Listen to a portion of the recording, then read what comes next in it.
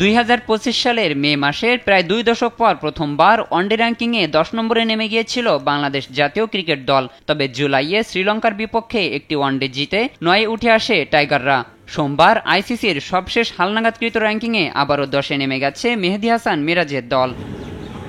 এর আগে বাংলাদেশ ও West Indies দু দলেরই রেটিং পয়েন্ট ছিল 77, তবে ভগ্নাংশের ব্যবধানে এগিয়ে থাকায় 9-এ ছিল লাল সবুজরা। রোববার রাতে র্যাঙ্কিংয়ে এগিয়ে থাকা পাকিস্তানের বিপক্ষে ওয়ানডে জেতায় ওয়েস্ট ইন্ডিজের রেটিং পয়েন্ট হয়েছে 78, ফলে বাংলাদেশকে টপকে 9-এ উঠে গেছে ক্যারিবীয়রা। সবশেষ 2006 সালে র্যাঙ্কিংয়ে এত নিচে ছিল বাংলাদেশ। আইসিসির সবশেষ হালনাগাদকৃত ওয়ানডে র্যাঙ্কিংয়ে 124 রেটিং পয়েন্ট নিয়ে দলীয় শীর্ষস্থান ধরে রেখেছে ভারত।